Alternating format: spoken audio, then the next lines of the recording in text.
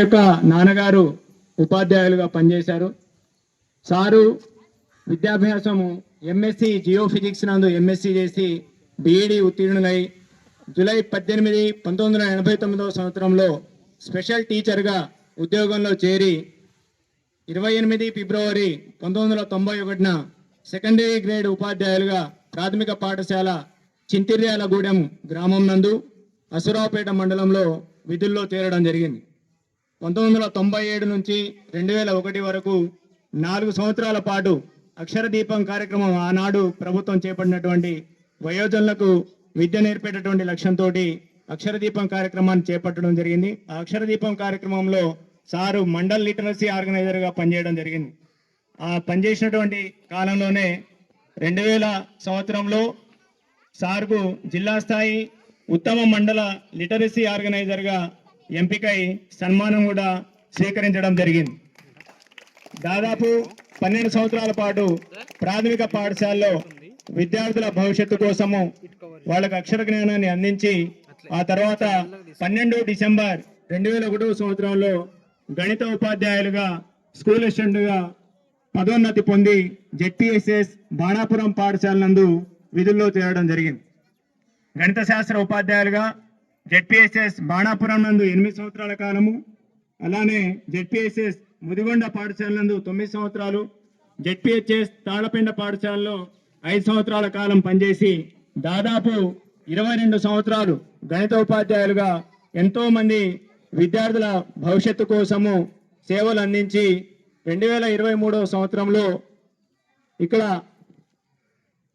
Gazetted HM grade 2 పదోన్నతిపై Khammam జిల్లా నుంచి మెదక్ జిల్లాకు, అలానే మెదక్ జిల్లాలో కౌడిపల్లి మండలంలో మన జెడ్పీహెచ్ఎస్ సలాబత్పూర్ పాఠశాలలో ప్రధాన ఉపాధ్యాయులుగా పదోన్నతిపై ఈ జిల్లాకు రావడం జరిగింది. 2001 నుంచి 2023 వరకు గణిత ఉపాధ్యాయులుగా పనిచేసినటువంటి కాలంలో 2024 నుంచి 2009 సంవత్సరం వరకు ప్రతి సంవత్సరము 10వ తరగతి విద్యార్థుల్లో 500కి పైగా మార్కులు సాధించడంలో సారు విశేష కృషి చేయడం జరిగింది. అలానే 2007 సంవత్సరంలో మొదటిసారిగా 580కి పైగా మార్కులు సాధించడము, అలానే 2005 నుంచి 2009 మధ్య కాలంలో IIITలో విద్యార్థులందరూ కూడా ప్రవేశం పొందే విధంగా సార్ యొక్క కృషి కూడా అద్భుతంగా పనిచేసినట్లు వాళ్ళ యొక్క విద్యార్థుల భవిష్యత్తుని తీర్చిదిద్దడంలో కృషి సల్పడం కూడా చేయడం జరిగింది. ఈ విధంగా ఇక్కడికి వచ్చినటువంటి ఈ 2 సంవత్సరాల కాలంలో కూడా 2 10th క్లాస్ బ్యాచ్లు సార్ హయాంలో వెళ్ళడం జరిగింది. గత సంవత్సరము 100% రిజల్ట్ తోటి పాఠశాల విద్యార్థులు, అదేవిధంగా ఇక్కడ ఉత్తమ ప్రతిభ కనబర్చినందుకు మన జిల్లా విద్యాధికారి గారి చేతుల మీదుగా కూడా, అలానే ఈ సంవత్సరము ఈ గడిచిన 10వ తరగతి ఫలితాల్లో 551 మార్కులు సాధించినటువంటి విద్యార్థికి ప్రశంసా పత్రాన్ని సార్ పనిచేసినటువంటి కాలంలోనే ఈ సార్ యొక్క కృషికి నిదర్శనంగా ఈ యొక్క ఫలితాన్ని మనం చూడొచ్చు. అయితే